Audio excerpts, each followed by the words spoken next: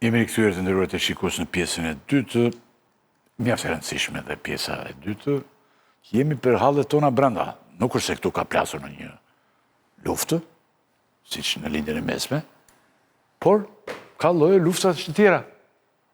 Votat për shembull vijojnë të numërohen. Votat në Tiranë dhe në disa qarqe të tjera. Nuk kemi ende një certifikim, nuk ka folur as OSBE diri e të gjithë, sepse duhet të përfundojnë gjërat e gjithë dhe të flasë. Tani plot gjëra kemi dhe ne do të mbetemi në shumë minuta, në shumë jo fare, se mos trembeni, në goxha minuta do mbetemi te ky hall, te zgjedhjet, por dhe ç'ndodh me partitë e reja pas zgjedhjeve. Që ishte një shqetësim i vërtet dhe ato morën një goditje fatale për disa arsye, sistemin e të gjitha të tjerat. Tani, Arlind Qori është i ftuar në këtë pjesë të emisionit dhe zoti Andi Tela. Arlind, faleminderit shumë. Faleminderit. Lodhur? Jo. Nuk para lodhesh ti, me thënë drejtën. Unë s'lodhem edhe kur jam 16 orë në punë. Tani, rezultati është zhgënjys, sidomos për partitë e reja, në raport me pritshmëritë, dhe kjo mund të krijojë zhgënjim dhe dorëzim akoma më të madh te popullata. Popullata jonë, Arlind, ka ca rregulla që merr vendime shumë të çuditshme. Për shembull, ecën problemin e një lloj për disa vite, aty ndalon. Siç u mësuam me shokun në Ver 50 vjet, me shokun në Sali dhe shokun në Tirana, midis Fatosnano e një tjetër pak fare, 35 vjet, se vajtën 35 edhe tani. Dhe mund të mësohen 60 me këta. Dhe ju mbeteni prap në mes. Mbeteni kështu kot fare. Kështu që Ta hapi përgjigje për këta, po të shtrosh pyetjen, gjëre të gjata. Thuaj këtë. Jo, s'kam me unë. Kisha dhe një fjali, po ti thuaj.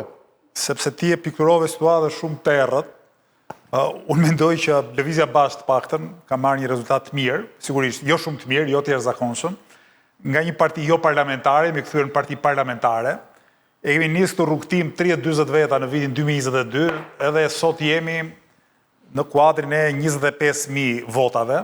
Mua më kam pyetur shpesh gjatë fushatës, para fushatës, po sa deputet do marrë Lëvizja Bashkë, dhe unë i thoja, Lëvizja Bashkë ka sigurt vetëm një vot, timen.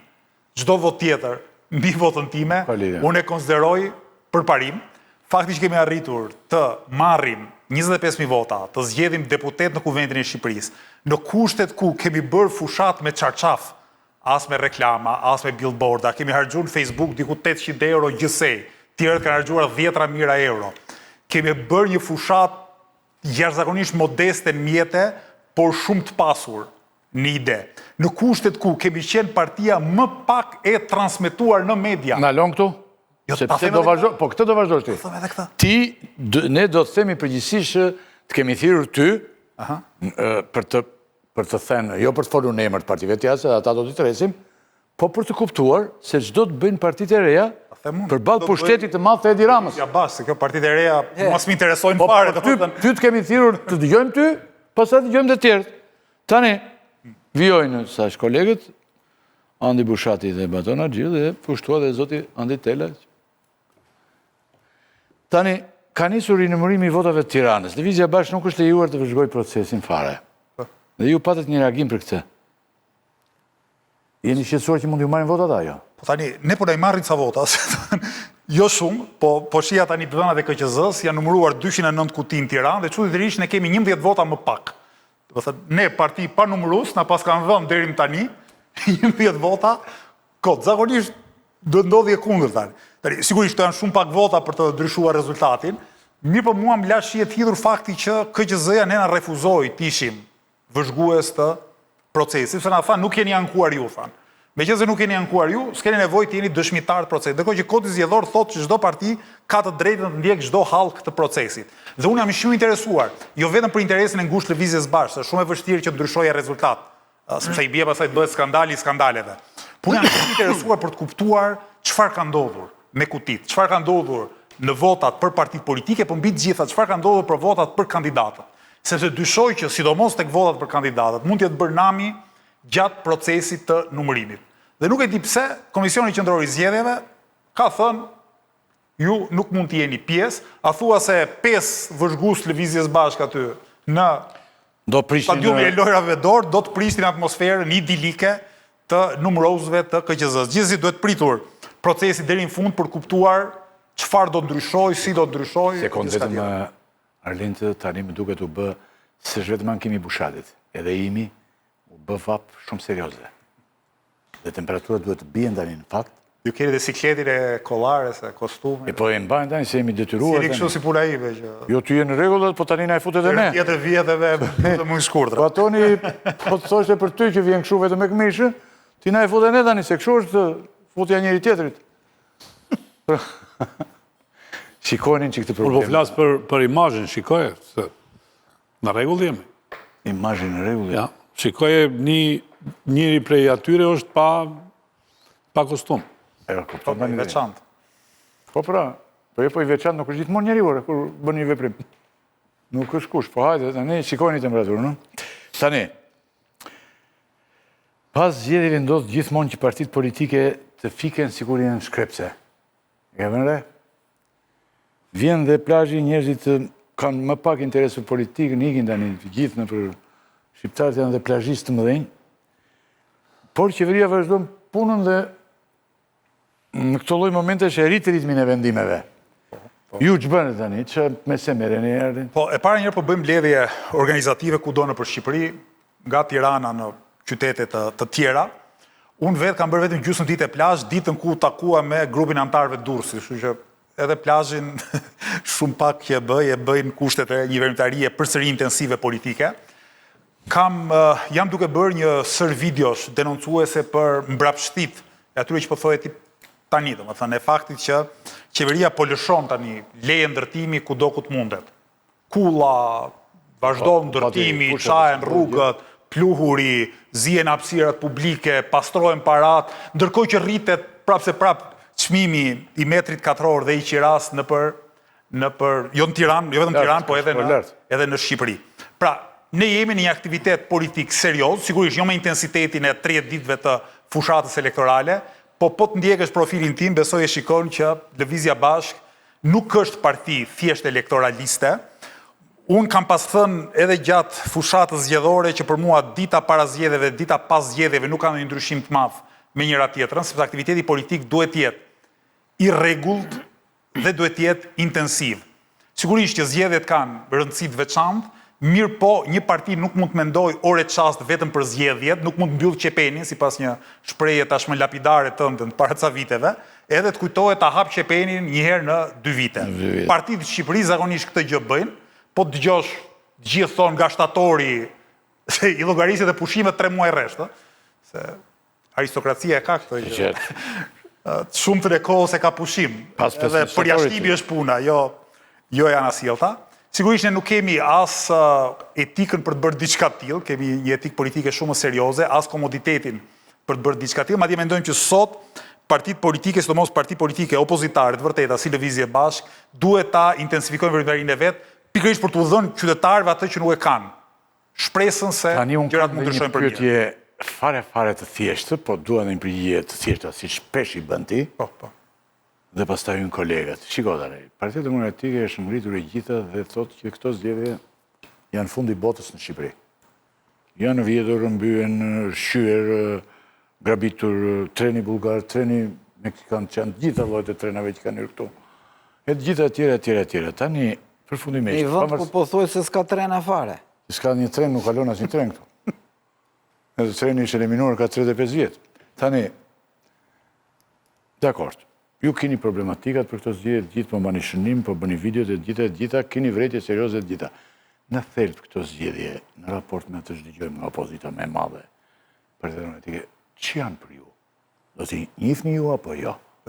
Pyetja a do njihni zgjedhjet apo jo, nuk besoj se ka një kuptim të madh, se po të thuash nuk do njoh zgjedhjet, nënkupton që ti do marrësh armët edhe do dalësh malit pastaj. Dakor. Çështja shtrohet. Këto zgjedhje ishin të lira dhe ndershme apo jo? Dhe përgjigjja ime është jo. Nuk ishin të lira dhe ndershme. Problemi është këtu që ne duhet analizojmë defektet kryesore të këtij sistemi zgjedhor dhe të mënyrës se si përdoret pushteti politik. Këto dyja, Arlind, kur thu nuk ishin zgjedhje të ndershme, as të lira as ndershme. Ja ta them edhe pse jo dhe të lira. Tash ma thuj pse. Ja ta them. Pse nuk janë ndershme ka të bëjë me pabarazinë ekstreme në mjete. Ta thash, Lëvizja Bashkë ka shpenzuar jashtëzakonisht pak para në fushat, gjitha partitë e tjera kanë shpenzuar miliona euro, madje edhe parti që janë shumë të vogla krahasuar me 12. Çka ka të bëjë me ndershmërinë? Koha, po se ato para kush i jep? Ato para diktojnë avantazhe në mjete, diktojnë pastaj dhe agendat nesër me qeverisë që Po ti je njeri ideve, ti mendon që ideja është më e fortë se paraja. Ideja patjetër në afatgjat është më fortë se paraja, po jo sot për nesër. Sot për nesër paraja është më fortë se ideja. E dyta, po të marr rastin e kohës televizive. Ka nxjerrë Autoriteti i Mediave Audiovizive raportin për kohën e partive politike gjatë fushatës zgjedhore. 11 prill, 9 maj. Dhe Lëvizja Bashk del dukshëm më poshtë, disa herë më poshtë, edhe partive që nuk ja kanë dalë këtu në parlament. Ka pas disa herë më shumë kohë. Partia Luzim Bashës, Partia Enkelejda Libeja, lere më Lapaje, Shehaje, Edi Rama e Sali Berisha, po e po. Kam pasur shumë herë më tepër kohë se sa ne. Kjo ka të bëjë me pandershmërinë e zgjedhjeve. Ajo që ka të bëjë me lirinë e zgjedhjeve është fakti nëse qytetari mesatar në Shqipëri voton lirisht apo jo. Voton duke u ndjerë i kërcënuar apo voton duke shkuar me duar në xhepa serbes në qendrën e votimit. Unë mendoj, nga përvoja që kam duke folë me shumë qytetarë gjatë gjithë fushatës zgjedhore, unë mendoj që një pjesë e konsiderueshme e qytetarëve nuk e kuantifikoj dot, nuk them dot 40%, 50%, 60%, sepse asnjë nga ne nuk i ka mjetet për ta bërë këtë gjë. Ama një pjesë e konsiderueshme e qytetarëve ndjejnë frikë ditën e votimit, ditët përpara votimit. Një pjesë e konsiderueshme e qytetarëve është përballë kërcënimit me vendin e punës, me biznesin e vogël, ose është në presionin e njerëzve rreth e rrotull familjare kështu me radhë, të cilët i thonë amani more votën për partinë pushtet, se na hoqën nga puna dhe na lanë pa bukën e fëmijëve. Të gjitha këto tregojnë që qytetari mesatar në Shqipëri nuk është i lirë për të votuar. Sigurisht ka njerëz që votojnë lirisht, 25.000 veta që kanë votuar për Lëvizjen Bashkë, po besoj edhe për partitë tjera, një pjesë atyre, patjetër që janë ndjerë të lirë ose të paktën kanë pasur guximin që të votojnë për ne pavarësisht presionit. Por fakti që këtu ca njerëz votojnë lirisht e ca njerëz trajtohen si bujkrobër, më besoni, një pjesë shumë e madhe, në mos të gjithë në punësit e shtetit, shqiptar, gjatë fushatës zgjedhore, trajtohen si bujkrobër. Pra trajtohen si njerëz që kanë detyrim jo vetëm votën e tyre për partinë pushtet, po edhe votën e familjarëve dhe të rrethit tyre shoqëror për partinë pushtet. Ne nuk mund t'i mbyllim syt ndaj kësaj gjëje. Tani ku nuk bie dakord unë me Sali Berishën me këta të tjerët. Po. Në faktin që po të dëgjosh Sali Berisha thotë që 53% të votave që ka marrë Edi Rama i ka marrë të gjitha në këtë mënyrë. Apo jo? Pra, askush nuk do e votonte PS-n dhe Edi Ramën, qofse nuk do ishin presione e gjëra të tilla. Ajo që unë kuptoj është që Edi Rama përmes gjithë këtyre makinacioneve, mbështetjes oligarkisë, financimeve shumë të mëdha, shumë arrin të krijojë një marzh, po themi, mbështetje që nuk e ka në mënyrë organike. Po prap se prap, ka njerëz në Shqipëri që nuk janë në masë të papërfillshme, që vazhdojnë, votojnë për PS-n dhe Edi Ramën, dhe pyetja që më shqetëson mua është pse.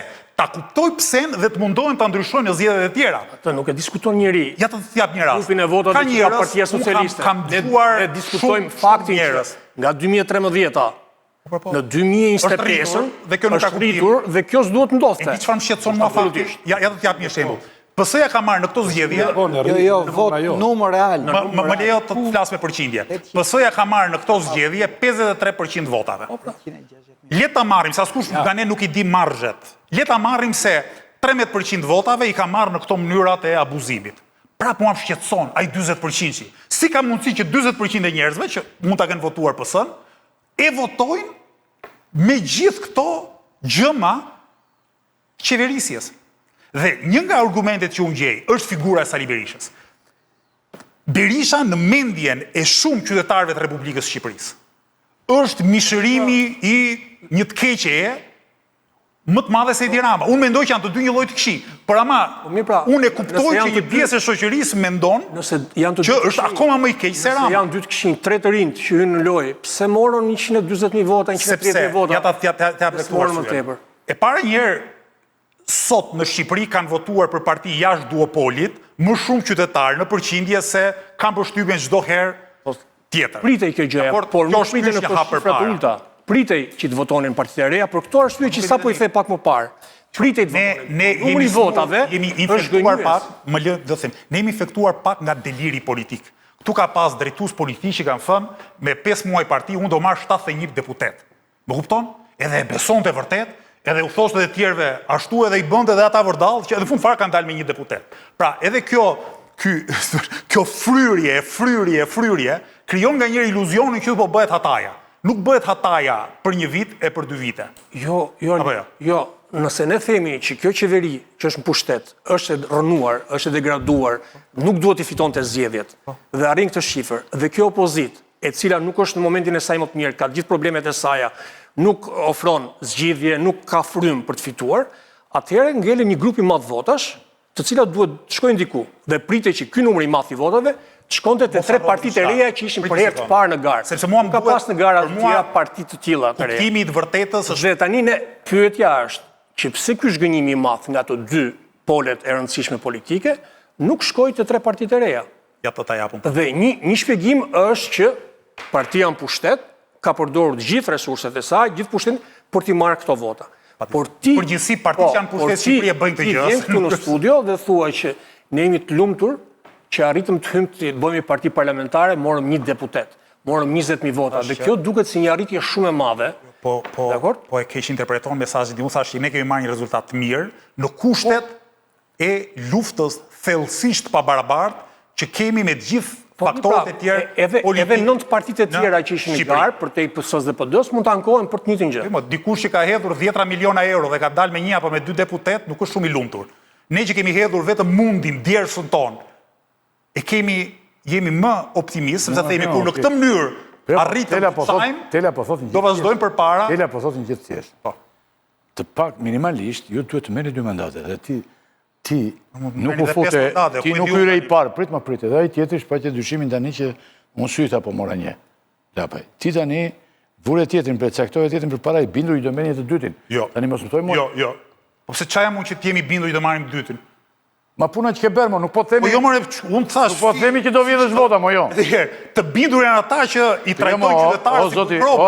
Arlind, që jo sa e që kam unë i bindur që do me... Jo, mo ta spjegoj unë. Unë s'e bindur as për 2, as për 2, as për 3. Ore, si do të fillosh të luftosh ti tani, se tani të jemi të thjesht, të themi gjerat fare thjesht. Si do të fillosh... Ju morët partitë e reja morën 150.000 vota. 150.000 vota, ti përkthesh në deputetë janë 15.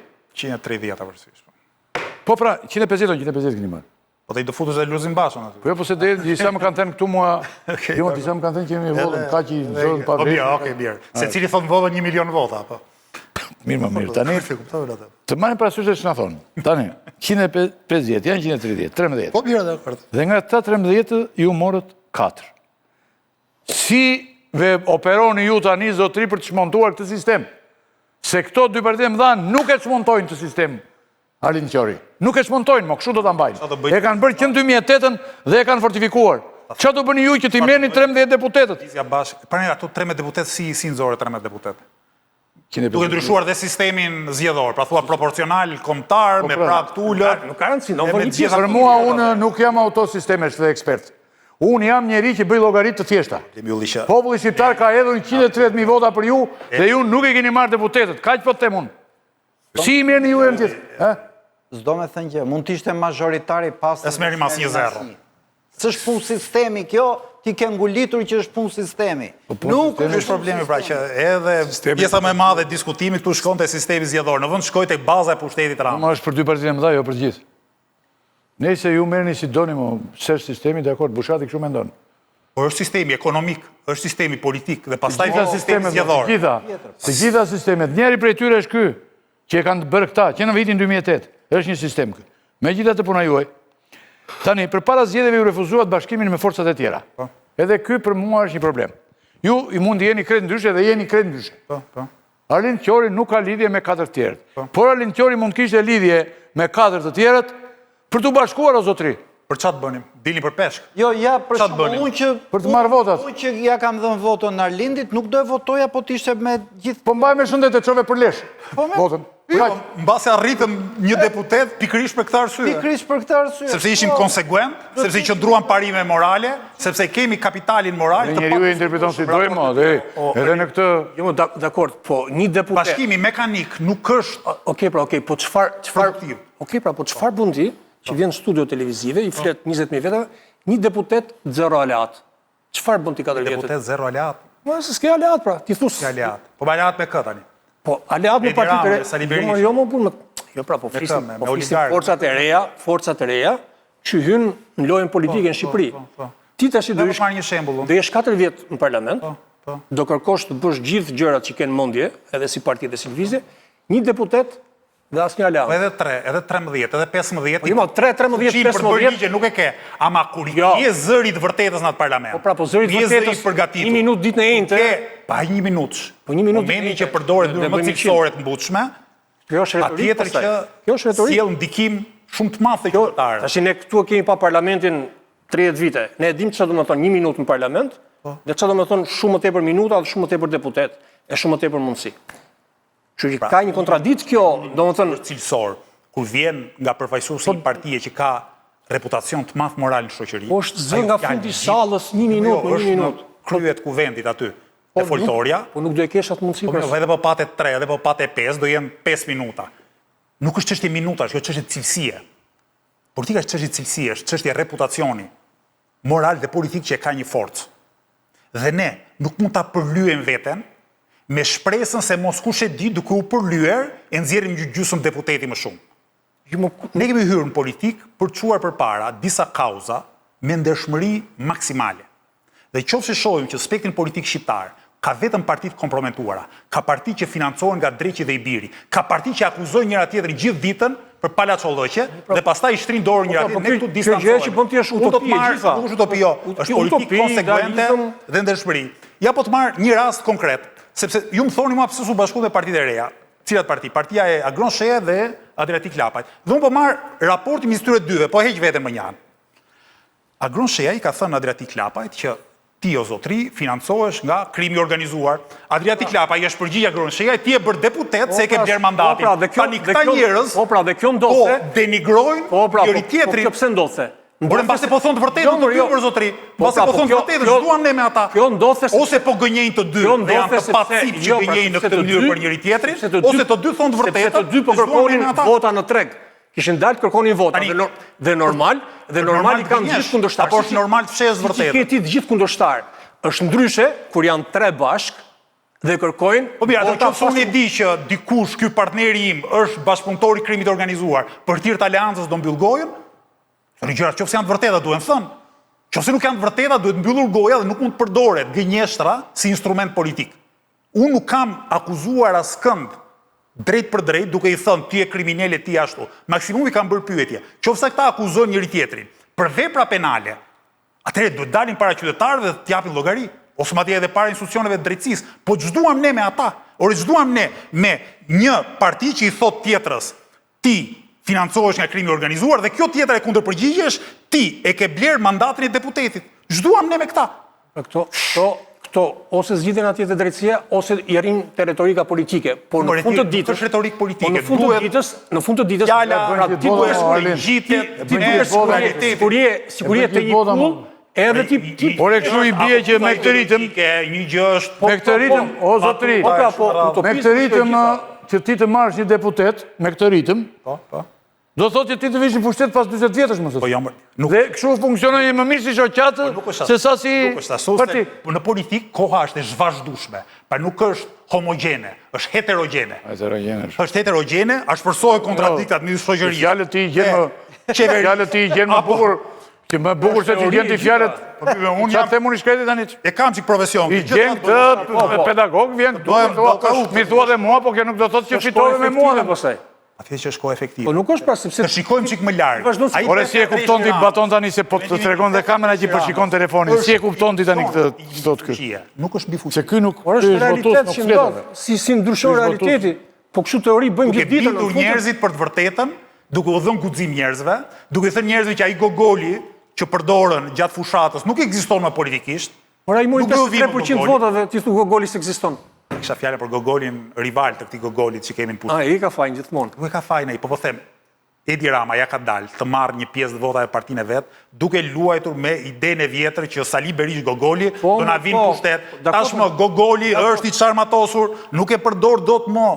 Edi Rama mbas një muaji, mbas një viti, mbas 2 vjetësh, më idenë e gogolit se nuk e beson më njëri, këtë duhet të them.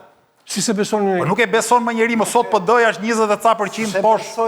Edhe këtë besoj Arlind që e ke pak të fryrë. Pse? Edi Rama nuk i ka fituar votat se i bëri shqiptarët besojnë që Berisha është Gogoli. Një pjesë, Po, një pjesë.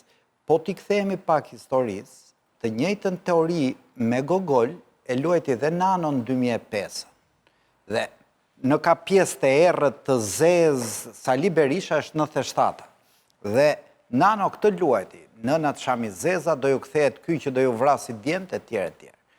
Por Nano vërtet e luajti këtë, por nuk kishte aparatin mediatiko represiv kriminal që ka Rama sot. E ka luajtur... kishte edhe partinë e përçarë, se ta themi që LSI-a doli aso kohë. Po edhe fakti që LSI-a doli, tregoj që nuk ishte një regjim që vendoste njeri për gjithçka. Pra janë këto që kanë vendosur rezultatin e zgjedhjeve, dhe jo Gogoli Berisha. Sepse Gogoli Berisha, po, ka njerëz që, unë kam njerëz në shtëpinë time që kur votojnë se është Berisha ndej. Po, ka nga këta, por nuk e vendosi kjo, e vendosi tjetër. Ka shumë faktor, pra një nga faktorës dhe pa tjetër që jam dakord me faktorët e tjerë. Shumë i vogël se ky faktor thash, në 2005-ën ky faktor është vlerësuar. Dhe atëherë gogollëku i Berishës ishte më afër për memorien kolektive. Kështu që unë nuk besoj se është kjo. Këto zgjedhje i kanë vendosur fakti që nuk kishte zgjedhje. Pa tjetër. Se di, une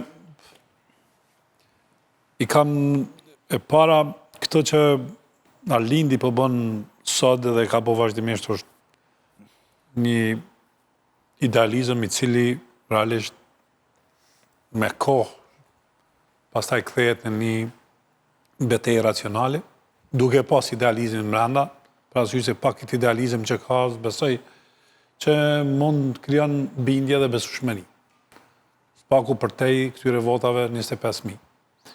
Ai që mu më bën përshtypje është në këtë betejë edhe opozita e kam pas një, të me thënë, korupcion mrenda tyre karshi mediave. Ose për mediat. Nuk një asnjë prej partive të cilat nuk kanë elemente korruptive që kanë paguar kesh, që mos bie që tash po flas për spakun që t'ju lumtoj këto gjëra, kam drejt të jap mendimin dhe kam bërë veprimet e njëjta, siç ka bërë edhe partia në pushtet edhe partia dytë në pushtet, cila është opozita më e madhe që është Partia Demokratike.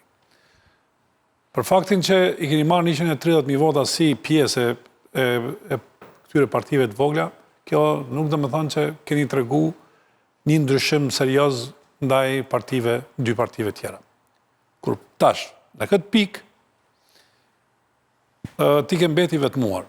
Do të thonë, i vetmuar si zë e cili me idealizëm kërkon diçka që të vërtetën, të drejtën. Të vërtetën, drejtën që është mirë qeverisje, mos vjedhemi mëngjes drekdar. I zë që është problematik në këtë mozaik korruptiv. U ha problemet korruptuarve, apo jo? Jo. Problematik shkuptiv. Problemi është vjeti shqetësuar. Po, problemi është ajo që du të thëmë. Nuk e problemi kryesor i këtyre partive kanë qenë kundër Ramës, po kanë bë veprimet, ose kundër Partisë Socialiste, Partisë Demokratike, kanë bë veprime shumë më brutale se sa këto dy, më pak sofistikuar, se sa këto dy partit më në pushtet. Ti ke qenë jashtë kësaj. Por fjallori jotë ka qenë këtë idealist edhe për një perspektivë se si e dëshiron ti Shqipërinë, por pa shëndruar në fakte, pa shëndruar në një ide racionale se si fitohen betejë me gjithë këta korruptive. Tash ke hyrë në një fazë kur ti duhesh këtë idenë tënde ta praktikosh dhe ti bindesh njerëzit. Si do ta bësh me këtë infrastrukturë politike që është krejt brenda korrupsionit, brenda mozaikut korruptiv, të dala nga partitë politike që gjithashtu kanë qenë korruptive dhe prapë thëmi e i vetmuar. Dhe në këtë vetmi ma thuaj cila është ideja jote. I vetmuar me 24.600 vota. Pa poezi, tash po të flasë racionalisht. Stadiumin Air Albania dhe rrinë dhe ca mira veta jashtë. Jo. Po flas për që vetmi e tillë nuk është shumë problematike. E dyta, ti the me drejt, ku the që konteksti është ky, kushtet janë këto, madje unë po mendoja cilat televizione gjatë fushatës nuk kanë dhënë asnjë sekond lajme apo ftesa televizive për lëvizjen bashkë. Dhe rendita një 4. Jo, mos u merr me Do ta them. Jo, Arlin. Do ta them. Merret me atë se ai Arlin, më jo, më fal. E shkatruan. Prish një sekondë. Jo, e shkatruan, po e goditën Arlinin dhe të tjerë. Do them dhe si do merre me ta. Jo, Arlin, duhet pse jo? një polemik të vogël edhe me ty dhe më bushatin te mediat. Mediat nuk dojnë me të marrëlla. Nuk dojnë, pik. Qëndrimi tyre është. Le ta thon, haptazi dhe do shohim a do I dëgjojnë me qytetarët apo jo. Fakti që ti shkon dhe je kundër tyre I legjitimon. Këtu spajtohem me tyre as me bushatin. Mund ta vazhdoj, lutem? Po, vazhdo ta. 4 televizione. Ja, një sekondë Nuk kanë dhënë as edhe një E di pse ka të drejtë sekond për lëvizjen një bashkë. sekond vetë. Po pse s'pjeni 4 televizione? Ja, më një sekond, do të atuar çfarë duhet. Janë të tjera. Po e di pse ka të drejtë. Se media thon çfarë duan, ore. Për shembull, kolegu Fevziu tani në fund tha që Cezari tani mbreti I botës kishte zbritur në Green Coast. Sa bukur, a? Cezari kishte zbritur në Green Coast, ore. Edhe kishte folur ndoshta që pas 2000 ca vitesh do dalë një me Tregoj dhe vendet ku kishte kaluar. Mos ta mos ta komentojmë kolegun. Mos fal. Ore kishte zbritur në Green Coast te Zamiri. E ka zbrit Zamiri vetë. Po, se ka zbrit. 4 televizione. Atëre mon, të kohën e ti. 0 sekonda, dhe po t'i them. Gjatë fushatës, 11 prill, 9 maj. TV Klan, mendohet kollaj. Vision Plus, News 24 dhe Syri TV. Aleanca e të gjithë faktorëve të mbrapsht politiko-ekonomik të vendit. 0 sekonda fushat elektorale. Unë nuk përën për asgjë mua, unë po të them që kjo tregon që lëvizja bashkë, mesazh lëvizjes bashkë është problematik, që theti, po për ata që po e zhvatin Shqipërinë, po e zhbëjnë Shqipërinë. Dhe detyra jonë nuk është si cillemi mirë me ta. Detyra nuk është të kafshojmë gjuhën kur duhet thënë e vërteta. Detyra jonë është që të çajmë përpara nëpërmjet vërtetës dhe t'u japim besim njerëzve se mund t'ja dalim. A e dini ju sa njerëz na kanë thënë para zgjedhjeve, edhe pas tyre madje që. Shiko, ju nuk do ja dilni të futeni në parlament. Nuk do ju lënë, do ju mbysin. Nuk bëhet politik pa lek, nuk bëhet politik pa lek. Prandaj unë jam optimist. Pak të vërtetën të kanë thënë këtu. Kur unë them që ne ja dolëm ta çajmë. Ja dole ta bësh pa lek, po Gjithë thonë që nuk bëhet pa lek, nuk bëhet pa media, nuk bëhet pa oligark, ne ja dalëm ta çajmë. Dhe njerëzit që e shohin këtë rezultat, paktën ata që e kanë vëmendjen televizja bashkë, janë optimist për potencialet tona. Kjo nuk do të thotë që pas 4 vjetësh ne nga 1 do bëhemi 2 deputet, e mbas 8 vjetësh do bëhemi 4, që të shkojmë te ajo që thotë Ylli pastaj që duhet 1 shekull për të ndryshuar vendi. Por nuk ndodh kështu pra, sepse në politik gjërat mund të rrjedhin shumë shpejt. Dhe njerëzit do kenë besim edhe prej mënyrës se si ne do ta interpretojmë rolin ton në kuvendin e Shqipërisë. Do bëjmë opozitë brenda dhe jashtë. Ndodh edhe që në Tiranë 2023 more më shumë vota se ç'morën 2025. Mora si kandidat për kryetar bashkie me 5 rival. Po vota për lëvizjen bashkë është ajo, prapë. Vota për lëvizjen bashkë në Këshillin Bashkiak Tiranës, simboli lëvizjes bashkë specifike janë. Se caktove njëri tjetër për ty në parlament, ti je simboli i lëvizjes. Këtë caktova unë.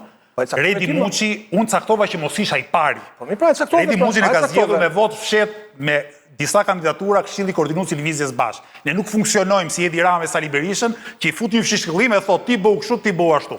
Kemi edhe demokraci brendshme, edhe solidaritet, edhe strategji politike, edhe arsye pse nuk do të isha unë, nëse do kishim vetëm një deputet në parlament, edhe për të pas 2 fytyra publike, jo vetëm një.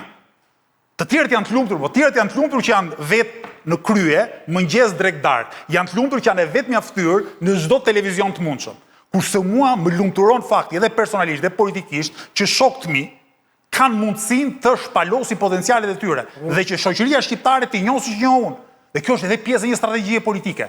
Nuk është thjesht Alin, patjetër më, domethënë tre partitë e reja për një vit, 3 kryetarët nxinin në banaqe edhe dilnin kudo. Por kjo prapë është retorike jotja. Sepse ti thu caktuam dikë tjetër dhe mu më rashortit jemi dyti. Po mi pra nuk... Çfarë të keqe ka kjo? Po sepse udhëheqësi është I pari. Pra nëse ti udhëheq forcën... Udhëheqësi po është I pari, në sakrifisa... I pari pra, dhe emri I pari atje. Është përfitime. Pra ti dhe emri I pari atje në listë, Po nisëm nuk ka rëndësi, kjo është i kaluar tash. Po jo më votimi është për frymën, që unë jam fytyra e asaj fryme. Po ti je i pari në këtë rast. Unë nuk jam gjeniu i pakuptuar i kësaj shoqërie që Ska lidhje kjo, nuk po themi këtë. Nuk bajton. Po diçka tjetër, pra që në 2023-shin, Toni ma i thot dhe kam dhe strategji, më dha, dua... Po kjo nuk do me thonë se thot kjo e kam strategji që e kam mirë. Po pse? Kjo e kam mendim e vetë. Unë jam tu me thonë diçka tjetër nëse mundëm. Jo me thonë që e ke mirë. Po prapë. Se e para punës, një lider i një partije, të vetmen mundësi ballavaqimi e ka në parlament, nuk e ka në studio, se në studio si vjen. Dhe ky ballavaqim e krijon një potencial të ri të liderit, i cili për më. Unë jam dakord as me ty as me Arlindin. Se ai parlament është bërë një paçavur. Ajo tash kjo është Sa më pak ta nxjerrësh fytyrën, aq më mirë është. bushat. Do me thënë A bushat të lutem, mos analizon mbi dëshirat që i ke. Na e kemi një parlament. Po jo më, na e kemi një parlament. Aty bëhet një debat i mirë, i keq, a janë paçavura apo jo, ata njerëz janë aty. Jo, pra nuk bëhet. Dhe në 4 vitet e ardhshme, Arlind Çorri u zgdash me qenë aty, pik. Sepse do e provoj. Ata ta marr një shembull nga disa muaj më parë. Muajt nëntor, dhjetor, Lëvizja Bashkë ka drejtuar protestat e pensionistëve në Tiranë. Ka qenë hera e parë, pas shumë kohësh, që Edi Rama është ndjerë vështirësi dhe ka filluar një diskutim distancë, duke më thyer mua kështu më radhë.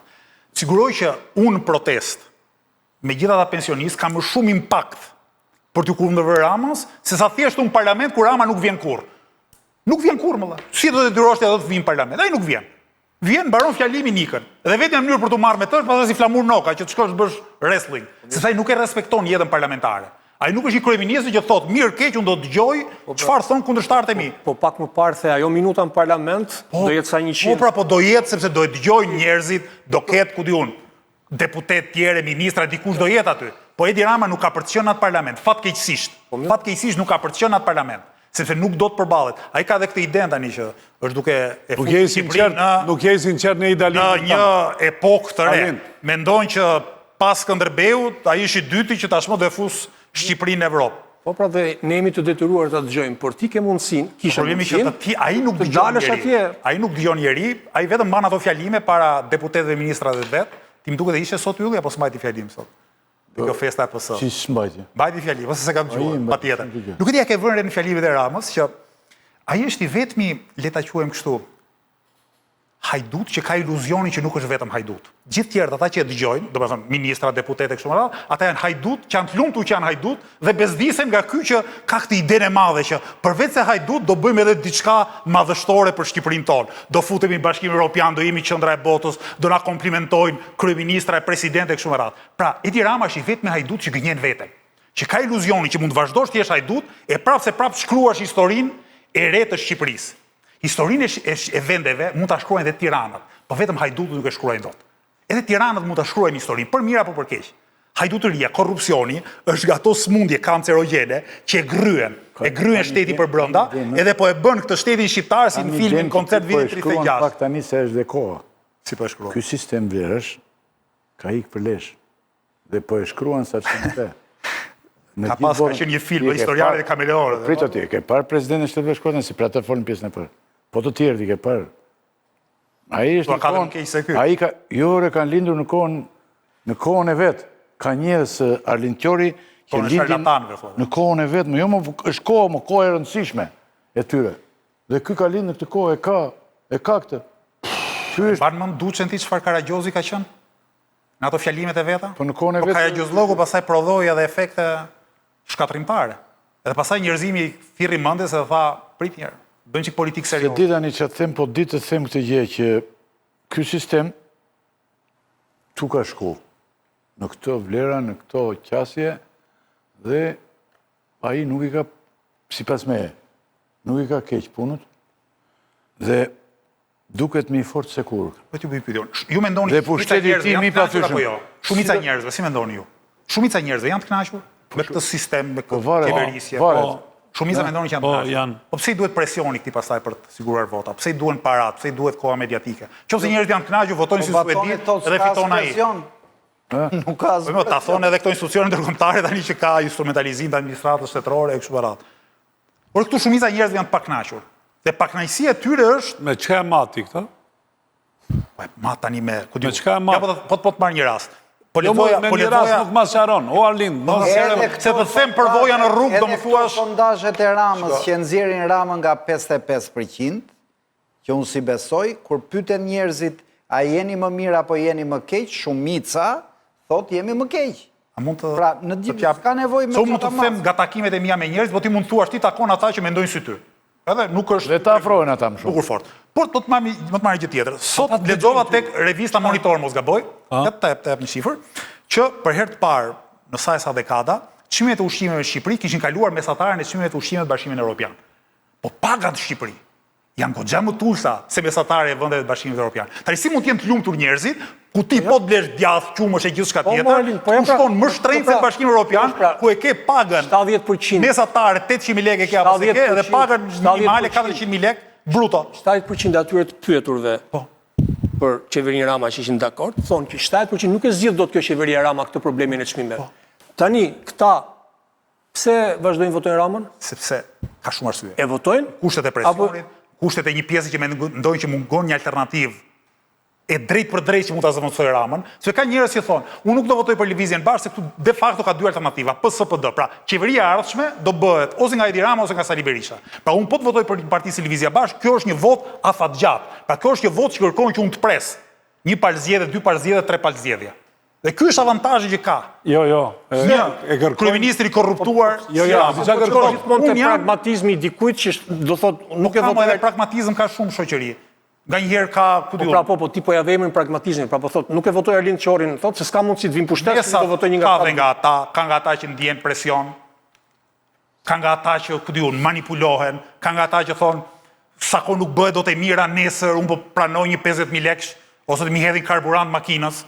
Po pse janë vetëm 20.000 që thonë me Arlindin se ky i sulmon të dy. Po mirë, ja të marrë një shembull. A e diti që 38% e njerëzve nuk njohin politikisht?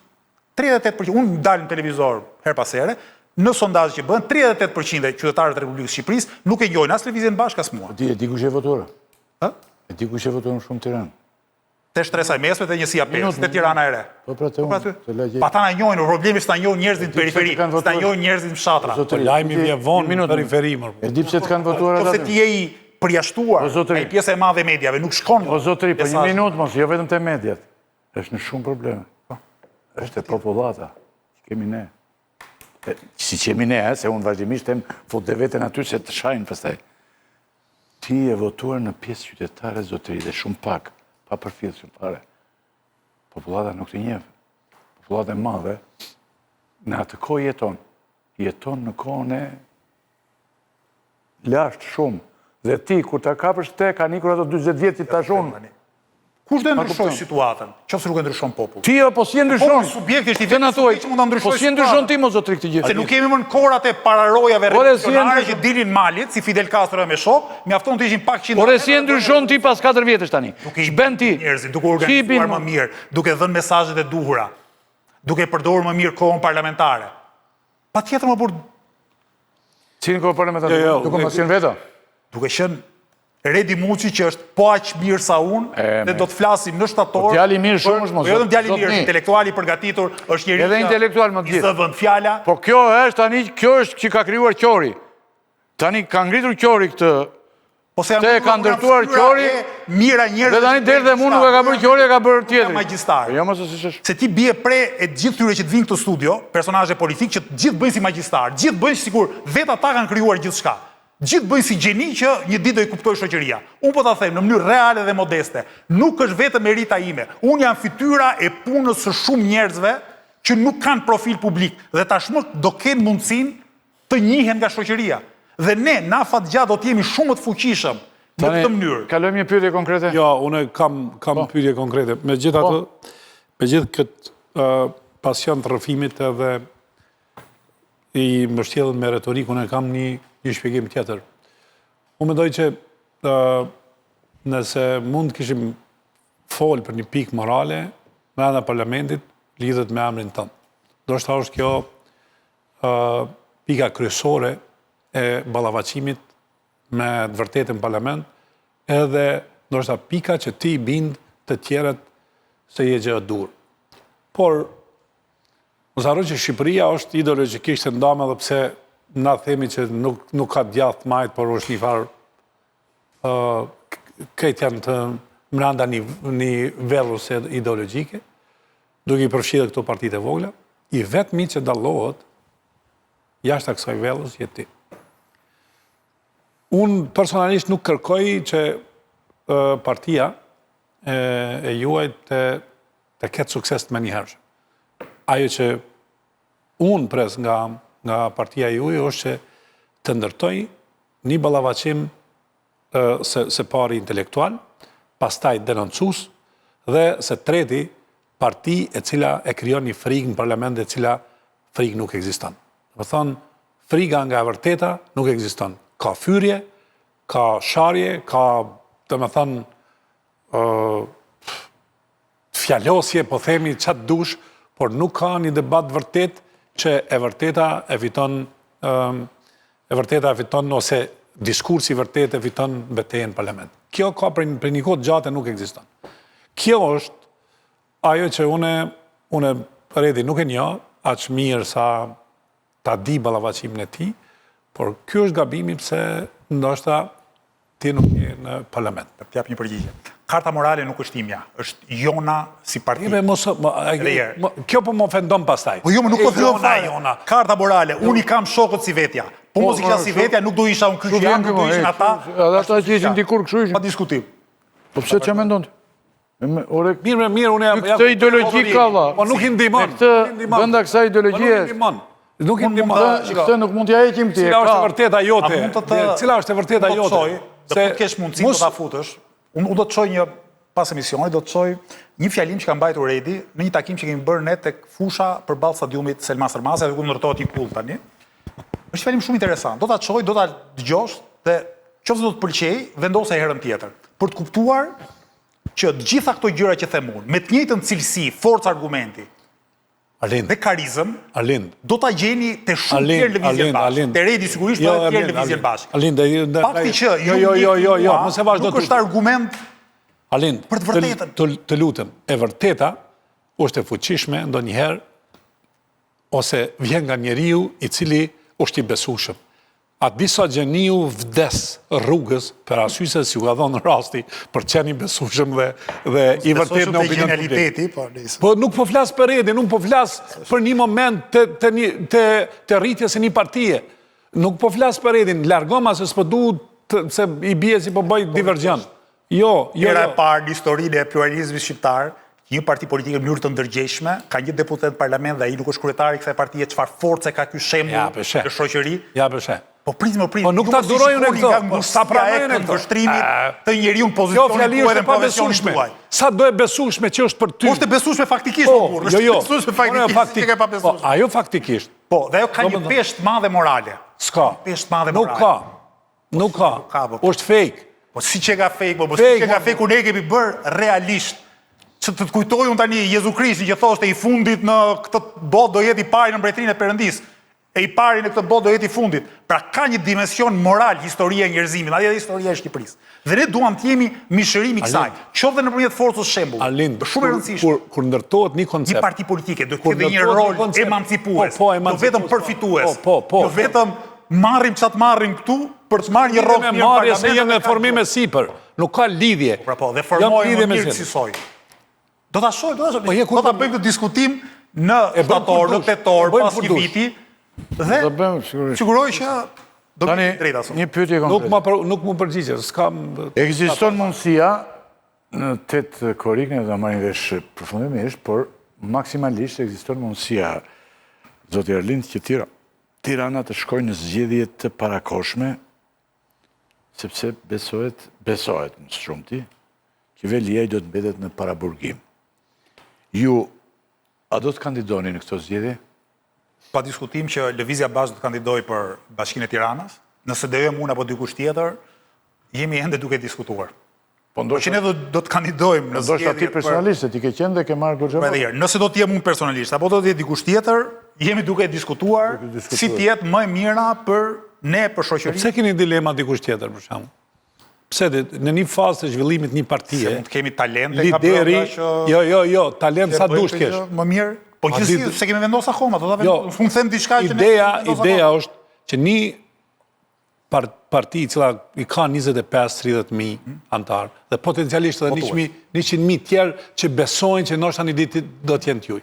E dojnë një betejë të një lideri në një hapësirë çfarë është Tirana. Pa marrë parasysh a humba po jo. Kam bërë betejën kur ishim 4 muaj parti.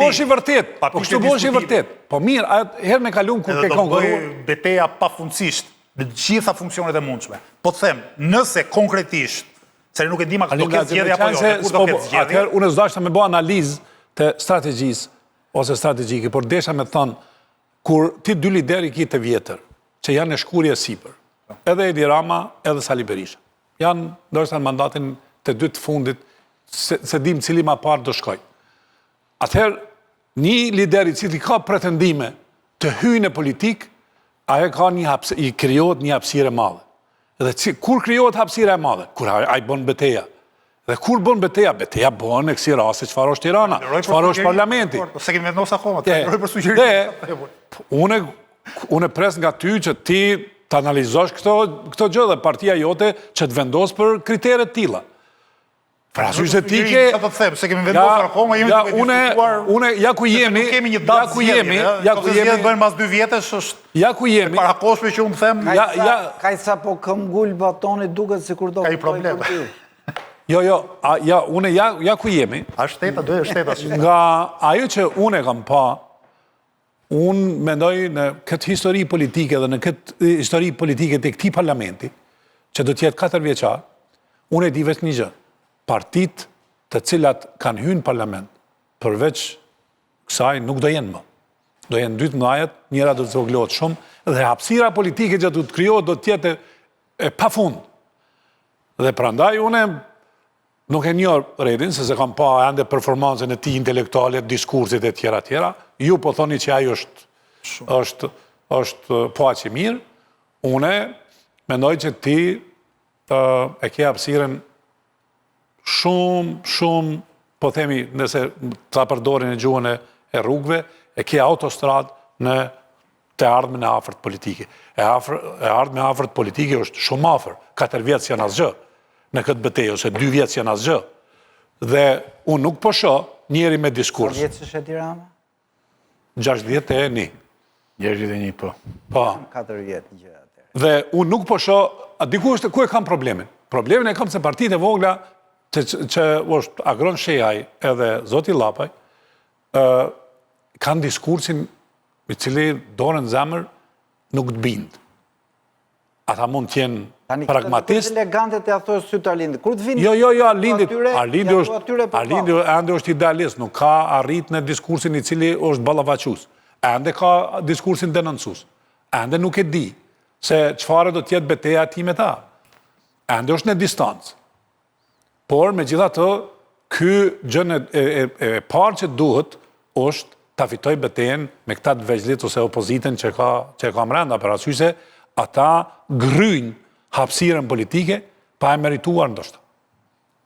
Dhe kur e gryjnë hapësirën politike pa e merituar, atëherë ky mbetet njëri prej tyre. Unë nuk mendoj që duhet me mbet njëri prej tyre, për arsye se Shqipëria nuk ka parti socialiste. Ka parti socialdemokrate, ka parti djathtë që pretendon që është djathtë, po s'ka ideologji mrenda, asnjë. Ky, me atë që kam dëgjuar, e ka bazën e asaj. Por, kjo bazë do të pjekur, pastaj do të bindë, edhe pastaj vjen suksesi, nëse vjen. Pike, po mos e djegë. Arlind, ti i di votat që ke marrë në Tiranë, numrin e votave, edhe në 2023, edhe tash në 2025. Edhe tash hylli të pyeti nëse do ketë zgjedhje të parakoshme në Tiranë, dhe i marrim sikur do ketë zgjedhje të parakoshme tani së shpejti.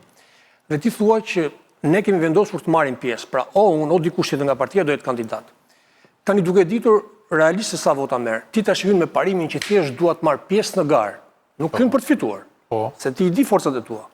Tani pse këto votat, themi do i hedhësh në lumë, se nuk do kem vlerë, dhe nuk i bashkon me një koalicion opozitar kundër kësaj qeverie që do ketë kandidatin e saj për Bashkinë e Tiranës. Unë e spajtoha me andit. Jo, për ta plotësuar dhe unë... Serios, po e bërë ato. Gabim serios. Ja i sekund. Për ta plotësuar më tej pyetjen e Telës, edhe unë kam një shtesë. Agron Shehaj ka hedhur idenë që opozita të mbështesë një kandidat për bashkët, por jo partijak, pra që nuk vjen nga partitë politike ekzistuese.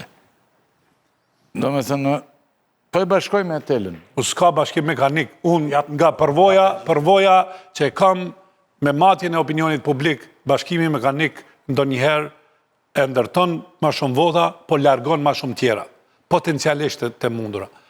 Me qenë se si strukturë politike je veçantë, rri brenda veçanti se do humbësh. I parasysh se duhet sqaruar dhe specifika, votohet vetëm për kandidatin, nuk votohet për bashkinë që ai të hyn garë për të marrë këshilltar.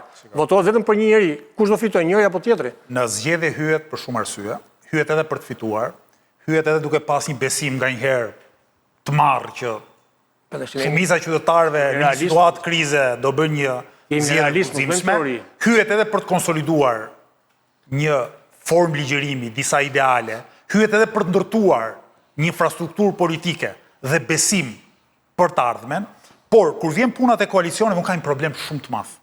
Sepse në ndarjen me partitë e tjera kemi morale. Pra nuk e kemi thjesht taksa 5% apo 10% dhe hajde bëjmë 7.5%. E zëmë ula unë me këta zotrinj të opozitarë, të vjetër, të rinj, edhe ushtrohet pyetja. Por çdo bëjmë tani me këtë sektorin e ndërtimit, me oligarkin, me këto leje ndërtimi që po shkatërrojnë qytetin. Ta tani si lepurush do fillon të thonë, po të tolerojmë një çik se na financojnë fushatën, po se kemi media tona. Po jo, sepse kjo është shumë e rëndësishme për ne. Në këtë sens, do ishte karagjozllëk nga ana jonë që shkojmë një tavolinë dhe nga tavolinë pastaj dilnim me përfundimin që e kishin ditur përpara, që këto parti nuk duan ta shkatërrojnë këtë sistem oligarkik, kleptokratik që është fuqi në Shqipëri, duan thjesht ta mielin më mirë se sa rivali tyre Edi Rama. Në momentin që ne kemi një hendek të thellë me të gjitha partitë e tjera, ne do hyjmë në zgjedhje si lëvizja bashkë. Le të thonë çfarë duan nga të gjitha anët, nuk na bëhet vonë fare. Duket sikur po kërkon jo votues, po kërkon adhurus. Njerëzit votojnë se edhe në vitin 2023 që na votuan rreth 5% e shoqërisë shqiptare. Dakor, nuk ishim në kushte, dikush mund thoshte pse s'mbështesti Belisku ishim. Në rast se ju kënaqeni me këto shifra, dakor, nuk e vazhdojmë. Ne duam ta përmirësojmë rezultatin ton, ne duam që të krijojmë. Po pse nuk ka shanse? Po nuk ka shanse pra. Ka shanse apo jo? Po nuk ka shanse. Po dim ne sot për zgjedhje që s'ka ndodhur akoma çfarë shansesh kemi, do nxjerrim mësime nga përvoja jon, do i përdorim më mirë instrumentet që kemi në dorë. Ne duhet jemi të izoluar, jemi larg gjithë të tjerëve. Jemi me qytetarët, por mbajmë distancë. Kjo është teoria distancë higjienike nga ata që s'kan karakterin ton moral dhe nuk kanë guximin për ta thënë të vërtetën dhe për t'ju kundërvënë gjithë faktorëve që po shkatërrojnë Tiranën nga pikpamja urbanistike, Shqipërinë nga pikpamja e një shteti. Politika është pragmatizëm, është diskutim, është aleancë, nuk është politika urbaniste, edhe i godas të gjithë. Po me kë. Edhe kënaqem me kaq. Do ndërtojnë një kull te shkolla 1 maj, ngjitur me murin e shkollës, 19 kate. Tani do i themi kësaj kulle s'ndal apo do i themi mbyllim gojën se mbase na jep në lek ky pronari kullës edhe bëjmë një fushat me shumë resurse. Është negociat pra kjo pjesa, pra kur ulesh në një pjesë shumë mirë që pjesë të rëndësishme të opozitës janë pjesë e këtij sistemi obur oligarkik. Ndërtojnë kulla. Dakor pra. Tani un kam se ju kënaqeni me një zot periferik. Dhe do t'jeni gjithmonë periferik. Edhe periferikoni të gjithë. Ai zot periferik kjo ju përmbush. Se çdo lëvizje nis nga periferia e vëmendjes dhe shkon në qendër. Nuk nis në një që del kërpudha në qendër të qytetit dhe thot erdha unë. Tani Arlind un kam pyetje të fundit. Fundit për emisionin, se ne do jemi vazhdimisht. Ne do kemi pyetje plot. Tani tham që Edi Rama duket mi fort sekur dhe pushteti ti mi pathyeshëm sekur. Si mund të rrezohet Edi Rama nga pushteti se, për shembull, unë i pyes të gjithë, po ty të pyes se jep me një mendje vërtet. Për shembull, pyes Flamurin dhe më thotë, po ja, hajde mblidhemi, thotë Bushati ti, unë të dalim dhe të rrezojmë. Se ne jemi dhe në punë këtu. Mblidhemi dargave, themi në një fjalë dhe ikim, ne nuk rrezojmë dot. Se bëjmë dot, e kupton, edhe të duam të dalim tani, ja dakord, po vem ne, siç na thotë Flamuri, që më thret mua edhe. Po tonë të ka thirrë ty ndonjëherë apo ja? Kush? Flamuri që të dalim për të rrezuar Ramën.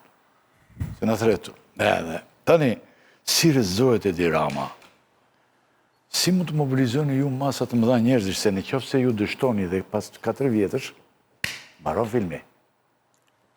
E kupton? Filmi nuk mbaron kurrë, njerëz. Kjo mbaroi filmi. Opozita kryesore PD nuk ka iden, nuk ka dhe iden se shikoj unë. Rama nuk rëzohet. Po mbas është lajmi mirë, këta si kanë iden fare dhe do shkojnë për dreq.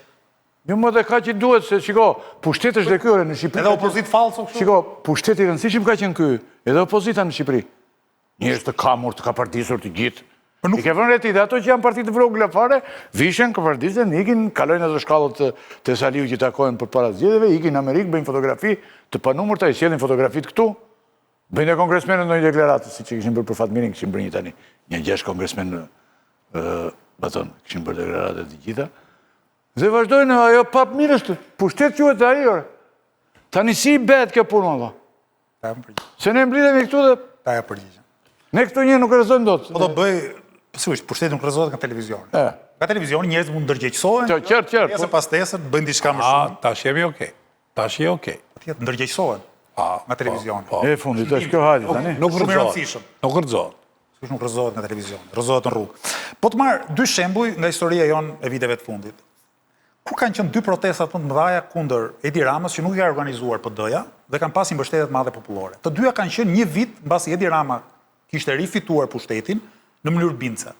Në vitin 2017 Edi Rama fitoi thellë apo jo kaq thellë, sa sot por prap thellë fitoi. Po sa vjen dhe thellon. Edhe njëjtën gjë këtë thoshin, gjithë pushteti na mbyti. Një vit më pas ndodhen protestat e studentëve 2018 të jashtëzakonshme. Edi Rama u trondit, por nuk ra. Në 2021 përsëri fitoi Edi Rama, apo jo? Në 2022 kemi pas përsëri protestat mëdha qytetare kundër rritjes së çmimeve. Çfarë do thotë kjo? Fakti që ti ke shumë deputet, fakti që ti ke shumë pushtet institucional nuk do të thotë se ti ke mundësi ta kontrollosh shoqërinë.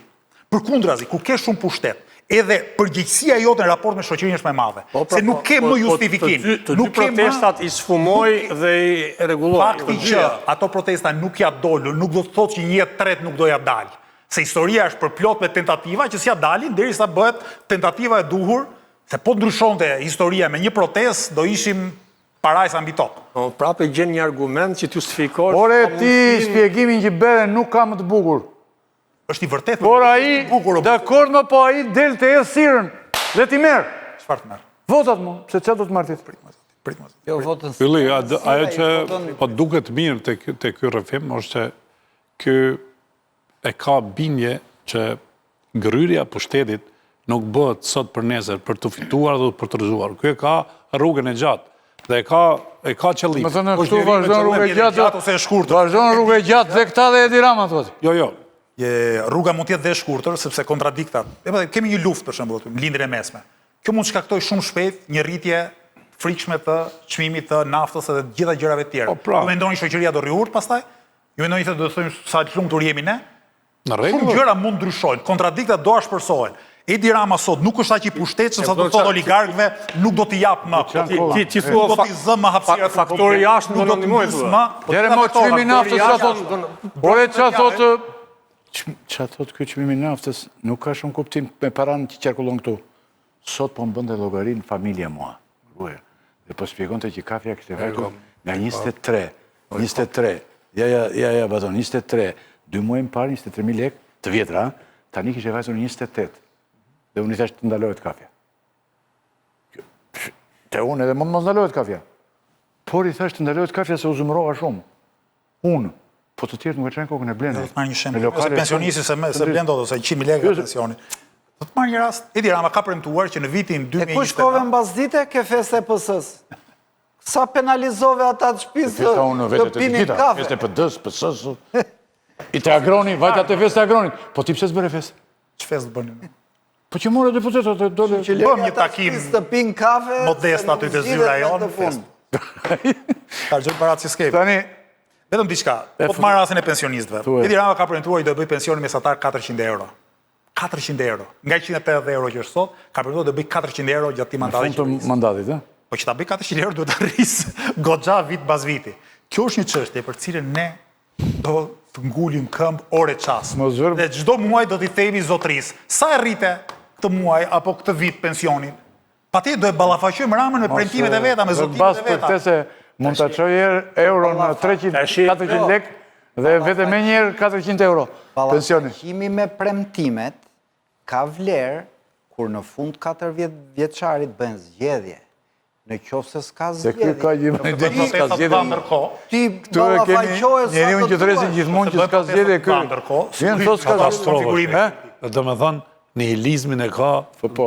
si... Vjen njeriu këtu, këtë e kam gjithmonë. Pse më rëbu, leja një hapësirë njerëzit. Po sa premtimet pambaritura Karama deri më sot që si vetëm është rritur. A, di pse? Janë Se premtimet. njerëzit s'kanë qenë besushëm që e kanë kundërshtu, se kanë qenë po të njëjtë. Kjo është esenca. Jo, njerëzit shkojnë vetë spitale shëndetësi falas. Po. Shofin sa falas e kanë. Po. Nuk ka këtu as Arlind, as Baton, as Sali që t'ja ungatroj sa paguajnë lek për spitalet. Por Rama rritet me votë. Nështë ti e ki bakim gabim, Buzhat. Nështë ata kanë mirë në spitale. Ku e dimna? Si janë kriteret, me kriteret tua se masin njerëzit gjithë. Po, e masin e kriterin e ujtë pishëm, Baton, që tha, në 2017, po më kërkoj njëri ujtë pishëm, unë ikite, sepse do kënë të gjithë ujtë pishëm 24 orë. Pajtom, jo, unë po thamë... Dhe, Shtu që së ndodhja zgjë. ballafaqimi me premtimet ka vlerë kur ka zgjedhje, prandaj e thash, se si pëlqen zotit ty. Unë me thonë drejtën e bëra një rrugë në veri, ajo rruga e vjetër, kur unë kam ardhë nga Prishtina në Tiranë, ajo ishte racizëm klasik. Më më erdhi keq, se si është e mundur gjitha ajo zonë tjetë e tilë, se kësha besu që është ta që keq. Nuk e kësha besu. Dhe, dhe më thonë, isha vetë për ta përjetuar një gjë shumë tranë. Do të jalin të folëm tani ne, përpojkim, thoshim. Përsëri do jemi këtu, por gjasat, bathat, Baton, ndryshime nuk do ketë. Se mund, inshallah ndodhin, me të gjitha. Me bindjen teme, po, me nihilizmin e Bushatit, jo. Me nihilizmin e Bushatit nuk ndodhë. Ja, se s'ka zgjedhje, s'ka tartme, mba njerëzit dhe partitë politike në kotë. Si, të eruar të shikus tani edhe ditët e ardhshme ne do të diskutojmë këto problematika, se dhe vonë vajtëm sot, edhe do të vazhdojmë ditët që vinë. Faleminderit shumë, takohemi javën e ardhshme. Faleminderit, Faleminderit.